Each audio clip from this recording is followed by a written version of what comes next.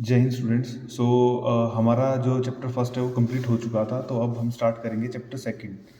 ठीक है, तो इस चैप्टर को मैंने बहुत ही ज़्यादा एक सीक्वेंस में डिज़ाइन किया है जिससे आपको कोई प्रॉब्लम नहीं होने वाली। ह्यूमन रिप्रोडक्शन के बारे में पढ़ रहे हैं, तो सबसे पहले हम बात करते हैं रिप्रोडक्शन का मतलब क्या है। ठीक है, तो रिप्रोडक्शन का मतलब यूजुअली हमें अगर हम बात करते हैं तो basically it is a perpetuation of species. मतलब परपेचुएशन वर्ड का मतलब होता है कि अगली स्पीशीज़ का आना।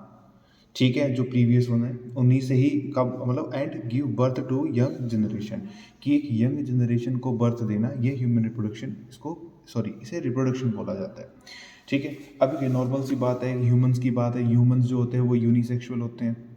ठीक है, इन वो वीवी पैरस होते हैं, वीवी पैरस होते हैं। वीवी पैरस वर्ड का मतलब होता है कि जो डायरेक्टली यंग वंस को बर्थ देते हैं। एक होते हैं ओवी पैरस, एक होते हैं ओवी वीवी पैरस। ठीक है, तो उसका भी कोई मतलब ज़्यादा लिंक नहीं है यहाँ, हमें पढ़ना है। ठीक है, रिप्रोडक्शन के बारे में कि रिप्रोडक्शन क्या होता है, perpetuation of species and give birth to young generation. Then उसके बाद जो अगली चीज़ है इसके अंदर वो है कि ये यूनिसेक्सुअल होते हैं, मेल फीमेल अलग हैं। ठीक है, एक्सेप्ट कुछ ट्रांसजेंडर की बात की जा रही है, वो अलग बात है, लेकिन मैं एक यूजुअल केस लेके बात कर रहा हूँ। यूनिसेक्सुअल होते हैं, ठीक है, ह्यूमन बींग्स। देन उसके बाद वीवी पैरस होते हैं। ओके, अब हम इस चैप्टर को हमें पढ़ना किस एंगल से है, उन सभी चीज़ों को हम बात करते हैं। देखो, पूरी की पूरी जो रिप्रोडक्शन होती है ना, बेसिकली वो इन स्टेप्स पर बेस है, ह्यूमन रिप्रोडक्शन। ठीक है, सबसे पहले हम पढ़ेंगे गेमेटोजेनेसिस। ठीक है, मतलब गैमेट बनते कैसे हैं। उसके बाद है इंसेमिनेशन।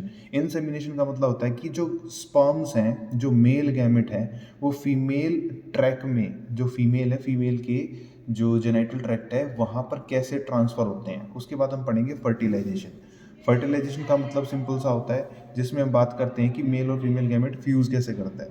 देन उसके बाद हम पढ़ेंगे इम्प्लांटेशन। इम्प्लांटेशन का मतलब है कि कैसे एक जो ब्लास्टोसिस्ट है, ठीक है, जाइगोट से जब नेक्स्ट जो फर्दर जब डेवलपमेंट होती है, डिवीज़न होती है, तो एक ब्लास्टोसिस्ट, ठीक है, तरह का स्ट्रक्चर बनता है, एक स्टेज है। ठीक है, उसको आगे जाके पढ़ेंगे, वो क्या है सब अच्छे से देखेंगे। ठीक है, तो वो इसमें पढ़ेंगे। देन ब्लास्टोसिस्ट के बाद जो इम्प्लांटेशन में आ चुका, फिर है गेस्टेशन। गेस्टेशन जो होता है वो 9 मंथ्स का पीरियड होता है। ठीक है, जो प्रेगनेंसी पीरियड होता है ना 9 मंथ्स का, उसे ही गेस्टेशन पीरियड बोलते हैं, जो 9 मंथ्स का होता है। ज़रूरी नहीं है कि हर यूजुअली 9 मंथ्स का होता है, कई बार वो 7 मंथ्स का भी हो जाता है, 8 मंथ का भी हो जाता है। अगर 7 मंथ का तो उसे प्री मेच्योर डिलीवरी भी बोलते हैं। ठीक है, तो कैसे, gametogenesis, insemination, fertilisation, then implantation, then gestation, then parturition. Parturition word, gestation का मतलब समझ में गया, वही 9 मंथ्स का पीरियड है। उसके बाद है पार्चुरेशन। पार्चुरेशन वर्ड का मतलब होता है सिंपल सा, डिलीवरी ऑफ बेबी। ठीक है, पहले डिलीवरी ऑफ बेबी, तो ऐसे पढ़ना है, पहले गैमेट बने, फिर गैमेट्स पहुँचे फीमेल ट्रैक तक, देन उसके बाद उनकी फर्टिलाइजेशन हुई, उसके बाद फर्टिलाइजेशन के बाद फिर उनकी इम्प्लांटेशन हुई, फिर उसके बाद वो ग्रो किया, एम्ब्रियोनिक डेवलपमेंट, देन उसके बाद उसकी डिलीवरी हो गई। तो ये पूरा का पूरा जो प्रोसीजर है, ये सारा ह्यूमन रिप्रोडक्शन का ही पार्ट है। तो इसी चीज़ को हम थोड़ा सा मैंने इलेबोरेट करके लिखा है ताकि समझने में ईजी रहे और जल्दी समझ में आ जाए। ठीक है, गैमेटोजेनेसिस मैंने बताया था, इसी को थोड़ा थोड़ा एक्सप्लेन किया है कि formation of gametes, then insemination, male gamete gets transfer into female genital tract, वही बात हो गई। Fertilisation, male fusion of male and female gamete. उसके बाद इम्प्लांटेशन। इम्प्लांटेशन में क्या होता है, embedding of blastocyst in uterine wall. जो यूट्रस है, यूट्रस रीजन होता है, ठीक है, वो उनकी वॉल्स होती है, इनर वॉल्स जो होंगी, इनर वॉल्स ही होंगी बेसिकली, उन पर ब्लास्टोसिस्ट का एम्बेडेड होना। देन उसके बाद है गेस्टेशन। अब गेस्टेशन वर्ड का मतलब है एम्ब्रियोनिक डेवलपमेंट, वो 9 मंथ्स का पीरियड है। ठीक है, ठीक है, मैं साथ में यहाँ नोट भी कर देता हूँ, 9 मंथ्स। देन उसके बाद है पार्चुरेशन, मतलब डिलीवरी ऑफ बेबी। तो ये हमें इस चैप्टर में बेसिकली पढ़ना है। अब हम स्टार्ट करने जा रहे हैं अपना पहला टॉपिक। ठीक है, और मैं आपको बहुत ज़्यादा इजी वे में समझाने वाला हूँ। ठीक है, मैंने अलग अलग सोर्सेज से चीज़ें कलेक्ट की हैं, देन उसको फिर मैनिपुलेट किया, देन उसको इस इजी लैंग्वेज में बनाया ताकि आपको आसानी रहे समझने में, थोड़ा सा इजी हो जाए। देखो, जो मेल रिप्रोडक्टिव स्ट्रक्चर है, हाँ मैं एनसीईआरटी के डायग्राम्स की भी बात करूँगा, तो हम कंप्लीट सब चीज़ें करेंगे। ठीक है, तो मेल रिप्रोडक्टिव सिस्टम की हम बात करते हैं। जो पूरा का पूरा मेल रिप्रोडक्टिव सिस्टम होता है ना, वो 4 पार्ट्स में डिवाइडेड है। एक है genital duct, accessory glands, primary reproductive organ और एक्सटर्नल जेनिटेलिया। पूरा का पूरा मेल रिप्रोडक्टिव सिस्टम। ठीक बात है। किस किस में? External genitalia, primary reproductive organ, genital duct और एसेसरी ग्लैंड्स। जेनेटल डक्ट मतलब जितनी भी डक्ट होती हैं, डक्ट वर्ड से हम समझ सकते हैं एक तरह की पाइप्स। ठीक है, वो पढ़ेंगे आगे। एसेसरी ग्लैंड्स में नाम आता है प्रोस्टेट ग्लैंड का, सेमिनल वेसिकल का, या बल्बोयूरेथ्रल का ही दूसरा नाम है कॉपर्स ग्लैंड। ठीक है, तो ये थी। एक्सटर्नल जेनिटेलिया वो चीज़ है, या कह सकते हैं वो स्ट्रक्चर है, वो पार्ट है जहाँ से स्पर्म बाहर निकलते हैं। ठीक है, पेनिस की बात कर ली जाए। देन उसके बाद है, बात करते हैं primary reproductive organ. Primary reproductive organ का मतलब है वो जगह, वो ऑर्गन जहाँ पर गैमेट्स बनने हैं, जहाँ पर गैमेट्स हैं, तो टेस्टिस। ठीक बात है। तो ये हैं वो 4 पार्ट। ठीक है, उसके बाद हम बात करते हैं टेस्टिस के बारे में। ठीक है, तो सबसे पहले टेस्टिस की बात कर लेते हैं कि जो टेस्टिस होती हैं वो सिचुएटेड होती हैं आउटसाइड द एब्डोमिनल कैविटी। जो एब्डोमिनल कैविटी, हमारा जो लोअर रीजन होता है ना, उसको एब्डोमिनल रीजन बोलते हैं। तो बाहर की तरफ टेस्टिस प्रेजेंट होती है। ठीक है, पेयर में होती है। अब ये जो टेस्टिस होती हैं, कहाँ, मैंने क्या बताया था कि testis are situated outside the abdominal cavity within pouch, लेकिन वो होती हैं, वो पाउच के अंदर होती हैं। I show you. मैंने सोचा कुछ इस तरह से डायग्राम्स को भी इंक्लूड किया जाए। जैसे ये स्ट्रक्चर है, इस स्ट्रक्चर में आपको देखने को मिल रहा है कि ये जो टेस्टिस हैं, ये एब्डोमिनल कैविटी है, जो हमारा रीजन हो गया। ठीक बात है। उस रीजन में जो रीजन है, बेसिकली आप देखो स्टूडेंट्स, बात ऐसी है कि आप अपनी एनसीईआरटी को साथ में ओपन रखेंगे ना, तो चीज़ें काफ़ी समझ में आएंगी आपको। ठीक है, जो हमारा रीजन है, एब्डोमिनल रीजन है, उसमें बाहर की तरफ प्रेजेंट है। एक्सटर्नल मतलब बाहर की तरफ एक पाउच लाइक, ये अंदर की तरफ, ये जो है इसे टेस्टिस बोलते हैं। और ये बाहर एक पाउच लाइक स्ट्रक्चर है जिसको स्क्रोटम बोलते हैं, उसके अंदर टेस्टिस प्रेजेंट है। ठीक है, तो वही बोला गया है। ठीक है, testis are situated outside the abdominal cavity within a pouch like structure, जिसको बोलते हैं स्क्रोटम, उस पाउच को बोलते हैं। अब जो स्क्रोटम है, स्क्रोटम में टेस्टिस क्यों? वो इसलिए क्योंकि जो स्क्रोटम होता है ना, वो मेंटेन करता है low temperature of the testis.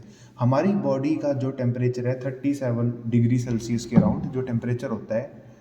अब वो तो पूरी बॉडी का है, लेकिन जो टेस्टिस हैं उनको जो टेम्परेचर चाहिए स्पर्म बनाने के लिए, वो 37 नहीं है, वो 37 से कम चाहिए। मतलब ये स्क्रोटम क्या करता है, बेसिकली वो मेंटेन करता है लो टेम्परेचर टेस्टिस का।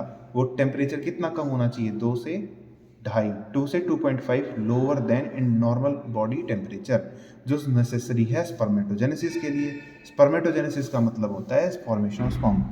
कहने का मतलब है कि अगर स्पर्म बनने हैं, तो स्पर्म बनाने के लिए टेस्टिस का जो टेम्परेचर है, वो टेम्परेचर बॉडी के टेम्परेचर से 2 to 2.5 डिग्री कम होना चाहिए।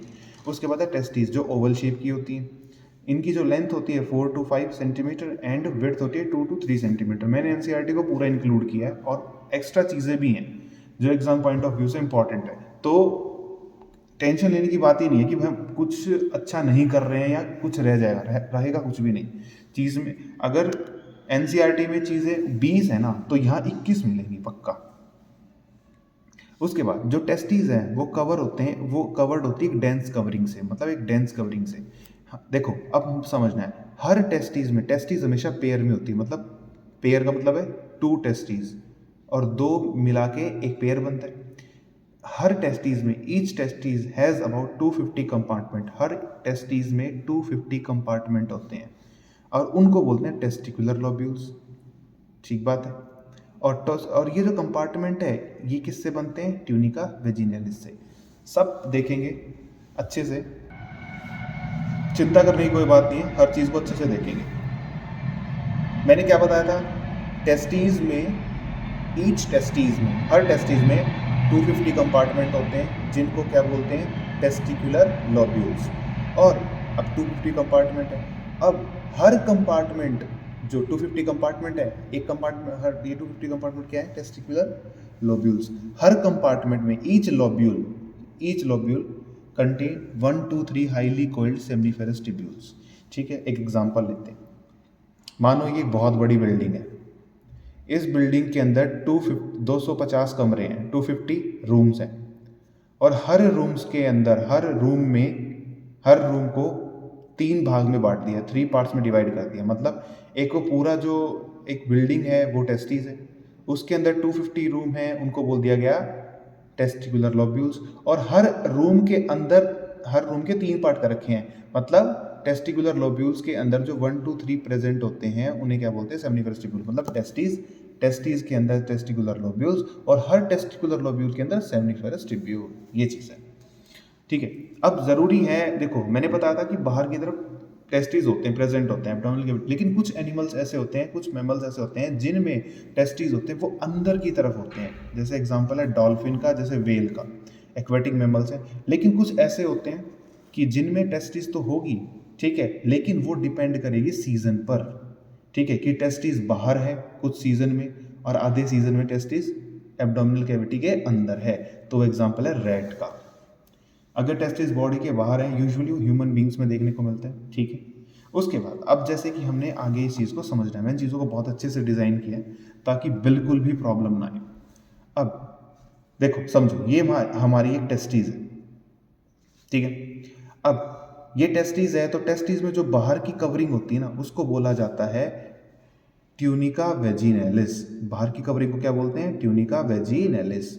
और जो अंदर की कवरिंग है इसको बोलते हैं ट्यूनिका एल्ब्यूजिनिया। क्या? Tunica albuginea.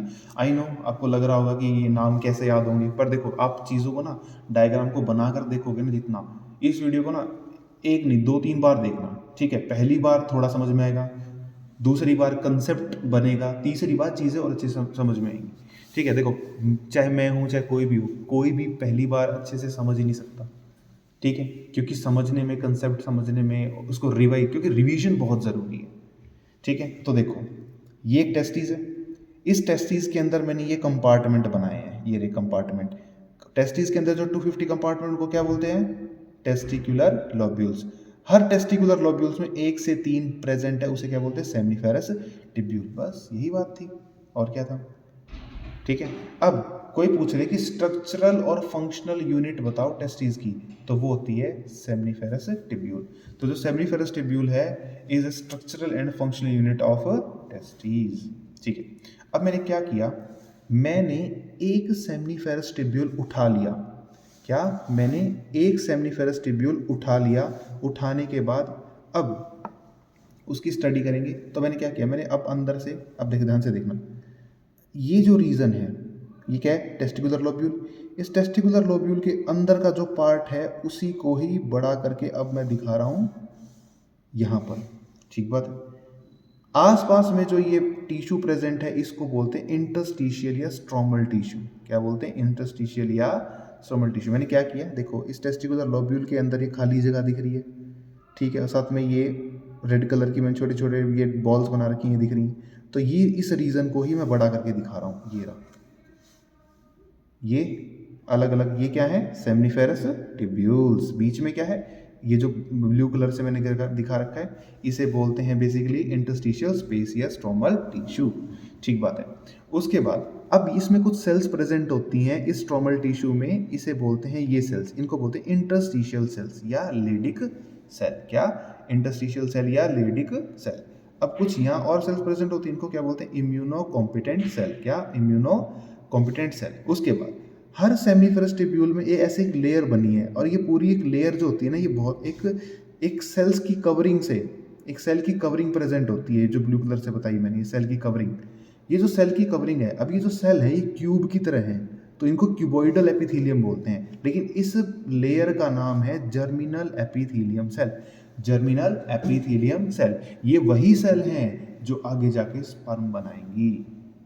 ये जर्मिनल एपिथेलियम सेल, इससे फर्दर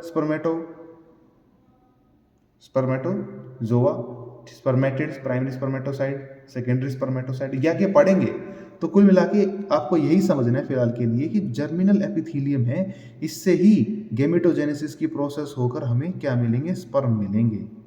और अपने आप ध्यान से देख रहे होंगे कि अब ये यहाँ पर एक कुछ इलोंगेटेड सेल है, बड़ी बड़ी सेल है, किसके अंदर? सेमिनिफरस ट्यूब्यूल में। जैसा इसमें है ऐसी बहुत सारी में भी है, सब में ऐसा सेमिनिफरस ट्यूब्यूल्स में होता है। अब देखो ना ध्यान से, ये जो इलोंगेटेड सेल है ना, इन इलोंगेटेड सेल्स को बोला जाता है सर्टोली सेल। क्या? सर्टोली सेल या नर्स सेल या सस्टेंटिकुलर सेल, ये इनका नाम है। तीनों का एक ही नाम है। ये सर्टोली सेल क्या है? देखो भाई, गैमेट, ये स्पर्म तो बन गए, पर ये स्पर्म का जो हेड होता है, मतलब जो आगे का पार्ट होता है, हेड पार्ट, वो हमेशा इन सर्टोली सेल से अटैच होता है। क्यों? ऐसा इसलिए क्योंकि ये सर्टोली सेल इन गैमेट्स को, मतलब ये जो गैमेट है, ये जो स्पर्म है, इनको न्यूट्रिशन दे रही है, नरिशमेंट दे रही है कि स्पर्म और अच्छे से डेवलप हो जाए। और साथ साथ में ये जो सर्टोली सेल हैं, ये बैरियर बनाती हैं। बैरियर का मतलब समझाता हूँ। देखो हमारे, देखो यहाँ पर गैमेट बने, हमारी बॉडी के अंदर डब्ल्यूबीसी होती है, वाइट ब्लड सेल। वो क्या करती हैं? डब्ल्यूबीसी का काम क्या होता है कि भाई बेसिकली, ओके सॉरी, अब आपको दिख रहा होगा अच्छे से, ठीक है। अब डब्ल्यूबीसी का काम क्या होता है? बेसिकली जो डब्ल्यूबीसी है, डब्ल्यूबीसी का मेन काम ये होता है कि भाई बॉडी के अंदर जो बेकार सेल्स हैं, उन बेकार सेल्स को अच्छे से मार देना। ठीक बात है। अब सोचने की बात है, अगर वो डब्ल्यूबीसी जहाँ जहाँ है, इसका मतलब है कि फालतू की कोई सेल मरी ही नहीं, उसको वो किसी को किल नहीं कर सकती। सॉरी स्टूडेंट्स, वो मैंने अभी नोटिस किया है, लेकिन मैं आपको दोबारा बता देता हूँ। ये ब्लू कलर की लेयर जो है ये सेल्स की, इसे जर्मिनल एपिथेलियम बोलते हैं। इससे फर्दर ये सेल बन रही हैं, ठीक है। ये, इसको हम आगे गैमेटोजेनेसिस में देखेंगे। उसके बाद ये गैमेट्स बन चुके हैं, गैमेट्स सर्टोली सेल से अटैच हैं, वो चीज़ें, ठीक बात है। ठीक है, तो आपको भी ये समझना है कि ये मेक ब्लड टेस्टिस बैरियर बनाता है। कौन? सर्टोली सेल क्या बनाती है? Make blood testis barrier. ये बैरियर का मतलब है रुकावट। मतलब रुकावट क्यों?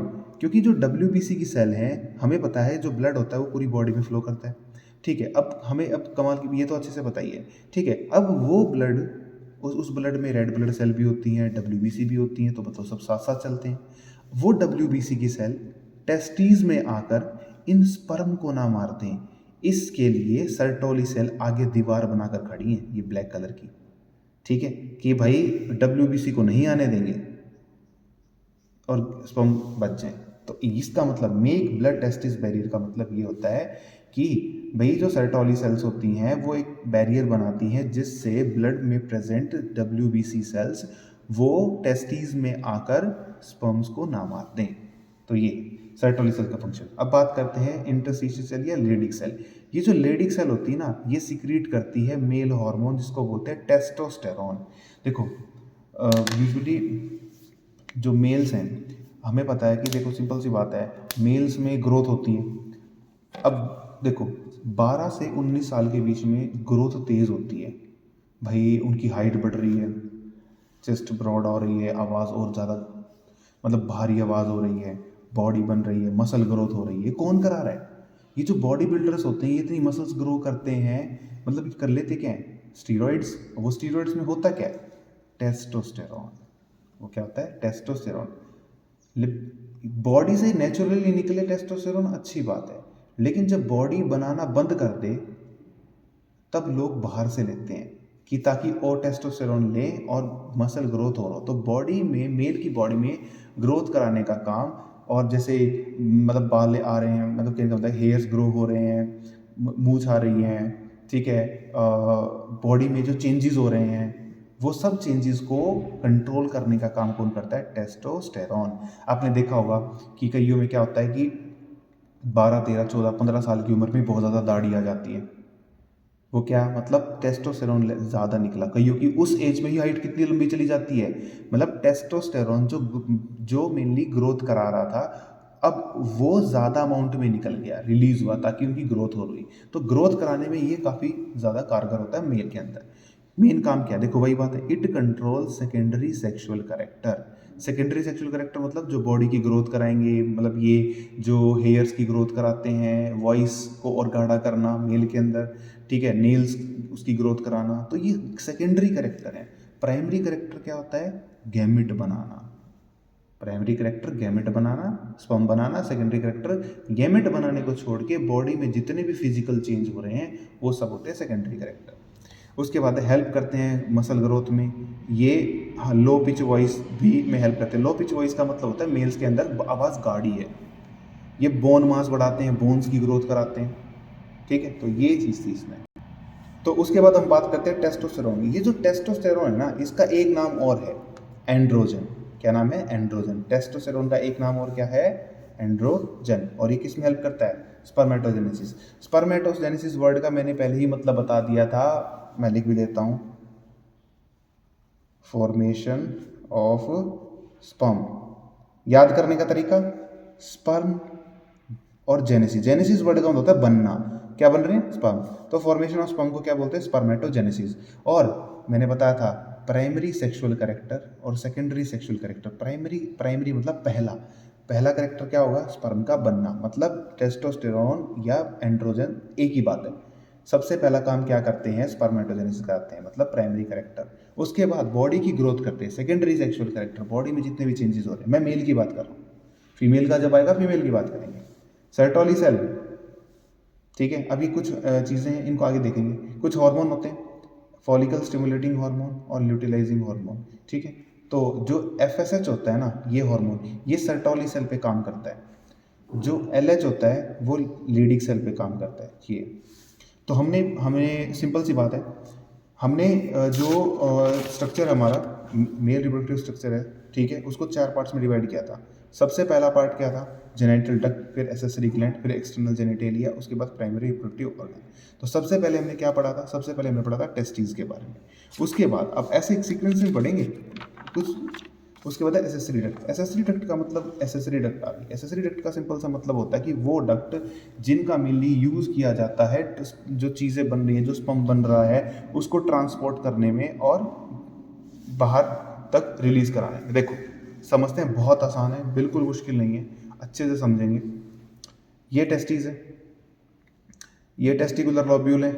इनका नंबर कितना होता है? 250। और टेस्टिकुलर लोब्यूल्स के अंदर क्या होते हैं? सेमनीफेरस ट्यूब्यूल 1 2 3, ठीक है। अब ध्यान से देखो, इन सेमनीफेरस ट्यूब्यूल से अब एक ट्यूब निकल के बाहर आ रही है और सेमनीफेरस ट्यूब्यूल्स के अंदर स्पर्म बनते हैं। थोड़ी देर पहले हमने एक स्ट्रक्चर देखा था ना, थोड़ी देर पहले हमने नीचे ये स्ट्रक्चर देखा था, ठीक है, कि इसमें क्या देखने को मिल रहा था कि इस सेमनीफेरस ट्यूब्यूल के अंदर स्पर्म बन रहे हैं, ठीक है। तो कुल मिला के बात ये होती है कि जो स्पर्म है वो किसके अंदर बनते हैं? सेमनीफेरस ट्यूब्यूल के अंदर। तो ये देखो एसेसरी डक्ट है। अब यहाँ से ईच सेमनीफेरस ट्यूब्यूल से निकलती हैं डक्ट, और इन सेमनीफेरस ट्यूब्यूल्स में ये जो डक्ट हैं, ये सारी की सारी डक्ट निकल रही हैं ब्लैक कलर की, ये ट्यूब लाइक। ये डक्ट क्यों जरूरी है? क्योंकि सेमनीफेरस ट्यूब्यूल के अंदर स्पर्म बन रहा है, वो स्पर्म बन के इन डक्ट के थ्रू बाहर आ रहा है। ये डक्ट जहाँ पर सारी मिल रही हैं, ये रेड रीजन, ये इसको बोलते हैं ट्यूबुलाई रेक्टी। इन ब्लैक कलर की जो ये पाइप लाइक स्ट्रक्चर, इनको बोलते हैं रेटे टेस्टीज। और सारी रेटे टेस्टीज कहाँ मिलती हैं? ट्यूबुलाई रेक्टी में। अब सारा स्पर्म देखो, स्पर्म, सीमन नहीं बोला मैंने, स्पर्म और सीमन में फ़र्क है, देखेंगे आगे। तो ये सारा का सारा जो स्पर्म है वो यहाँ आ गया। अब ये सारे के सारे स्पर्म टेस्टीज है, टेस्टीज से अब आगे जाएंगे वासा इफ्रेंशिया में। ये ट्यूब लाइक स्ट्रक्चर होती हैं, ठीक है। ट्यूबुलाई रेक्टी से अब NCERT डायग्राम भी देखेंगे। स्पर्म कहाँ जाएंगे? वासा इफ्रेंशिया से। अब वासा इफ्रेंशिया से फिर आएगी अगली जो अब ये आती है एपिडिडाइमस, अगली डक्ट, मतलब ट्यूब लाइक स्ट्रक्चर। वासा इफ्रेंशिया से अब जाएंगे एपिडिडाइमस। एपिडिडाइमस से अब आएंगे वासा डिफरेंस का, क्या? वासा डिफरेंस। अब ये अलग अलग पार्ट होता है, ठीक है, तो इसलिए मैंने अलग अलग कलर्स को बताया। वासा डिफरेंस का एक ऐसा बल्ज्ड पार्ट होता है वासा डिफरेंस, जिसको बोलते हैं एम्फुला। देखो भाई, हमें पता था कि 4 पार्ट्स में डिवाइडेड है जो मेल रिप्रोडक्टिव जो सिस्टम है। कौन कौन सा?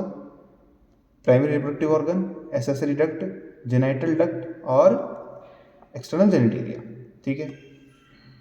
टेस्टिस पढ़ लिया, प्राइमरी रिप्रोडक्टिव ऑर्गन पढ़ लिया, ठीक है। उसके बाद हम पढ़ रहे हैं एसेसरी डक्ट। अब पता है क्या होता है? जो जेनाइटल जो डक्ट होती हैं, जैसे सेमिनल वेस, एसेसरी ग्लैंड्स होती हैं, ये ग्लैंड्स भी अपना जो पार्ट है वो रिलीज करती हैं। मतलब यहाँ से स्पर्म आ रहा है बन के स्पर्म, और यहाँ से वो लिक्विड पार्ट आ रहा है जो स्पर्म के साथ मिलेगा, वो मिलके फिर वो बाहर आएगा।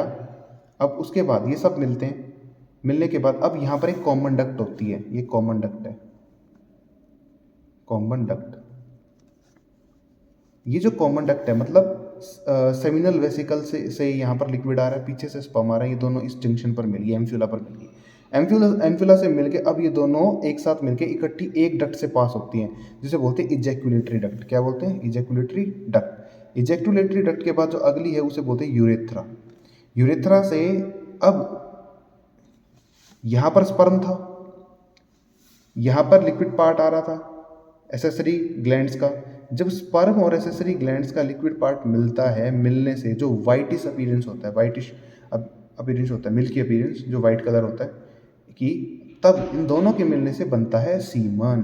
तो स्पर्म सिर्फ स्पर्म है, सीमन मतलब जब स्पर्म के साथ में जो जेनाइटल जो ग्लैंड्स होती हैं उनका लिक्विड पार्ट मिले तो अब बन के बाहर निकलता है सीमन। सीमन बाहर आया, सीमन बाहर आया, सीमन बाहर आया, अब यहाँ से सीमन बाहर आता है यूरेथ्रा से। अब यूरेथ्रल ओपनिंग जहाँ से, उसे बोलते हैं यूरेथ्रल मैटस। ये पूछा था, ठीक है, खासकर नीट में पूछा गया था। जो यूरेथ्रल मैटिस है वो क्या चीज़ होती है? यूरेथ्रा की ओपनिंग जहाँ से सीमन रिलीज होता है उसे बोलते हैं यूरेथ्रल मैटिस, ठीक है। तो ये स्ट्रक्चर था, आपको ये देखना है, समझना है। एसेसरी डक्ट का काम क्या होता है? जिसका मेन काम होता है हेल्प करना, ट्रांसपोर्ट। देखो ट्रांसपोर्ट तो हो रहा है ना, और स्टोर करना। स्पर्म को स्टोर भी करके रखते हैं। ऐसा तो है नहीं कि स्पर्म बने और तभी रिलीज हो गई, कुछ टाइम बाद रिलीज होते हैं, तो स्टोर भी करके रखते हैं।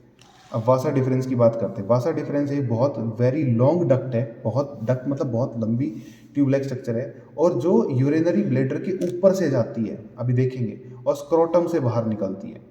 एम्फ्यूला एक स्वोलन पार्ट है, जैसा कि पता था, देखो ये रहा स्वोलन पार्ट, और किसका? वासा डिफरेंस का। यूरेथ्रा एक लॉन्ग, और उसके बाद अगली बात करें, जो यूरेथ्रा है वो एक लॉन्ग ट्यूब है। अब मैं आपको दिखाता हूँ डायग्राम में सब चीज़ें बड़े आराम से। ये देखो, ये एनसीईआरटी का डायग्राम है, इसको साथ साथ ओपन कर लेना। पेयर ऑफ टेस्टिस है, अब ध्यान से देखना। टेस्टिकुलर लोब्यूल्स, टेस्टिकुलर लोब्यूल्स के अंदर क्या होते हैं? Seminiferous tubules. सेमनीफेरस ट्यूब्यूल्स हैं, उन जो सेमनीफेरस ट्यूब्यूल्स हैं जिनकी हमने बात की थी। अब ध्यान से देखना, अब होगा क्या, ठीक है। सबसे पहले हमें पता था सेमनीफेरस ट्यूब्यूल से ट्यूब लाइक स्ट्रक्चर होते हैं जिनको बोलते हैं ट्यूबली, जिसे क्या बोलते हैं? अभी दिखाया था मैंने, रेटे टेस्टिस, ठीक है। रेटे टेस्टिस से स्पर्म सारे के सारे बाहर निकलते हैं, एक कॉमन पाइप के अंदर, कॉमन पैसेज के अंदर आ जाते हैं। मैं साथ साथ में दिखा भी देता हूँ, ये देखिए इस तरह से, तो ये आ गया, अब ठीक है। तो इसी तरह से कॉमन पैसेज में आते हैं, जिसको क्या बोलते हैं? ट्यूबली रेक्टी बोलते हैं। तो हमारा ये ट्यूबली रेक्टी है। अब उसके बाद अब स्पर्म कहाँ जाएंगे? वासा इफरेंस में, ठीक है। देन उसके बाद जब ये टेस्टिकुलर रिलेटेड टेस्टिस, अब स्पर्म कहाँ जाते हैं? सारे के सारे स्पर्म बनने के बाद जाते हैं वासा इफरेंस में। देखो ये रहा वासा इफरेंशिया। वासा इफरेंशिया से अब जाएंगे एपिडिडाइमस में, ठीक है, एपिडिडाइमस आ गया। अब एपिडिडाइमस से अब वो कहाँ जाएंगे? एपिडिडाइमस से बताओ, एपिडिडाइमस यहाँ आया। अब एपिडिडाइमस से अब हो गए वासा डिफरेंस। मैंने पढ़ाया था अभी थोड़ी देर पहले कि जो वासा डिफरेंस वो एक लॉन्ग ट्यूब है, जो यूरिनरी ब्लैडर, ये हमारा यूरिनरी ब्लैडर है, ठीक है, जिसमें हमारा यूरिन स्टोर होता है, ठीक है। वासा डिफरेंस ओवर द लूप मतलब उसके ऊपर से जाती है और यहाँ से स्क्रोटम से बाहर निकलती है, ठीक है, और ये आके मिल गई यहाँ पर। जब ये वासा डिफरेंस यहाँ पर आकर मिलती है, अब ध्यान से देखना, मैंने बताया था क्या एक रीजन होता है, एम्फ्यूला रीजन होता है, जहाँ पर सभी डक्ट का लिक्विड पार्ट भी आता है और वो स्पर्म और लिक्विड पार्ट मिलके आगे बाहर निकलते हैं, ठीक है। तो वही चीज़ है, seminal vesicle, prostate gland, bulb urethral gland, ये सारी की सारी जो ग्लैंड है, स्पर्म आ रहा है और यहाँ से ये देखो ये सारे अपना लिक्विड मिलाते हैं। मिलने के बाद अब इजैकुलेटरी डक्ट, अब सारा का सारा जो अब स्पर्म था प्लस में लिक्विड पार्ट था ग्लैंड्स का, वो सब मिक्स होता है। मिक्स होने के बाद अब यूरेथ्रा के थ्रू जो सीमन है वो बाहर निकलता है, ठीक है।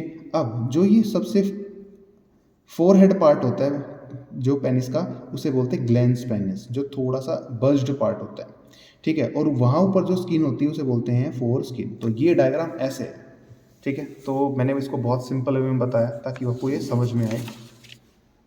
जैसा कि हम पढ़ रहे थे अभी, एसेसरी ग्लैंड्स हैं जो स्पर्म के साथ अपना लिक्विड मिलाती हैं, वो कौन कौन सी है? तो पढ़ी, प्रोस्टेट है, सेमिनल वेसिकल है, बल्ब यूरेथ्रल, कॉपर्स ग्लैंड है। अब ये ग्लैंड क्या क्या रिलीज करती हैं? पहली बात, ये चेस्टनट शेप की होती है, अनपेयर होती है मतलब सिंगल होती है। स्पर्म को जो मिल्की अपीयरेंस होता है ना, वो प्रोवाइड करने का काम, ठीक है, मिल्की अपीयरेंस जो प्रोवाइड करने का काम होता है वो प्रोस्टेट ग्लैंड करती है। उस मिल्की अपीयरेंस में क्या क्या होता है? कैल्शियम होता है, प्रोटियोलिटिक एंजाइम होता है, सिट्रिक एसिड होता है, सेमिनल प्लाज्मिन होता है। उसके बाद सेमिनल वेसिकल क्या रिलीज करती है, वन पेयर में प्रेजेंट होती है, fructose, prostaglandin, vitamin C, citric acid, inositol, ये सब रिलीज करने का काम सेमिनल वेसिकल का होता है। और ये उस सीमन को स्पर्म प्लस में एसेसरी जेनिटल ग्लैंड्स का लिक्विड पार्ट मिलकर सीमन बनाता है। सीमन को ये क्या प्रोवाइड करता है, एल्केलाइन नेचर। उसके बाद है कॉर्पस ब्यूबिटल ग्लैंड, पेयर में होती है, ये म्यूकस सिक्रेट करते हैं, ये ल्यूब्रिकेशन का मतलब ये होता है कि जो सीमन रिलीज हो रहा है वो आसानी से रिलीज हो जाए, ठीक है, तो ये होता है। उसके बाद हम बात करते हैं जो अगला पार्ट है पेनिस की। जो पेनिस होता है, ठीक है, उसे एक्सटर्नल जेनिटेलिया बोलते हैं। एक्सटर्नल जेनिटेलिया का सिंपल सा मतलब है, मैं दिखा देता हूँ आपको, ठीक है। ये जो ये वाला पार्ट है, ये जो पार्ट है, ये पेनिस रीजन है, ठीक बात है। अब ये बल्ज्ड पार्ट होता है, आगे जो होगी कि बिल्कुल यहाँ स्ट्रेट है, देन उसके बाद थोड़ा सा यहाँ पर इसकी गिर्थ बढ़ रही है, ठीक है। आगे का जो पार्ट होता है जिसकी गिर्थ बड़ी होती है उसे ग्लैंस पेनिस बोलते हैं। उस गिर्थ वाले पार्ट के ऊपर जो स्किन होती है उसके बोलते हैं फोर स्किन, ओके, ठीक है। ये पोस्ट स्पेशल टिश्यू से मिलके बना होता है। ये help in erection of penis, जो स्पेशल टिश्यूज होते हैं वो पेनिस में हेल्प कर, मतलब पेनिस के इरेक्शन में हेल्प करते हैं, ठीक बात है। कि इंसेमिनेशन हो सके, इंसेमिनेशन का मतलब होता है रिलीज ऑफ स्पर्म। क्या इसका मतलब, रिलीज ऑफ स्पर्म्स। अनलार्ज एंड होता है जिसको ग्लैंस पेनिस बोलते हैं, वहाँ पर एक लूज स्किन होती है जिसको फोर स्किन बोलते हैं। जब पेनिस इरेक्ट स्टेज में है तो उसका जो ऑप्टिमम जो लेंथ होती है वो 15 सेंटीमीटर होती है। अब पेनिस के बिल्कुल टिप वाले पार्ट में ना जब हम ऑब्जर्व करते हैं, ठीक है, एक्सपेरिमेंट के बेसिकली अगर मैं सिंपल सी बात कहूँ, ठीक है, कि जब एनालाइज करते हैं तो जो यहाँ पर ऊपर की तरफ यहाँ पर दो ऐसे स्ट्रक्चर प्रेजेंट होते हैं। ये बेशक आप नहीं करो बोर्ड्स एग्जाम के लिए, अगर आप बना दो तो अच्छी बात है, नहीं तो इसको छोड़ भी सकते हो।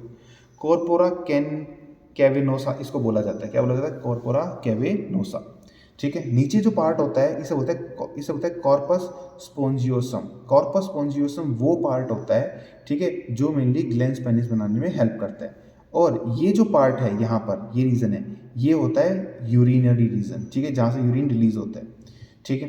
अब मैंने बताया था वही है, ग्लैंस पेनिस आगे के रीजन को बोलते हैं। उसके बाद फोर्स की ये वाली चीज़।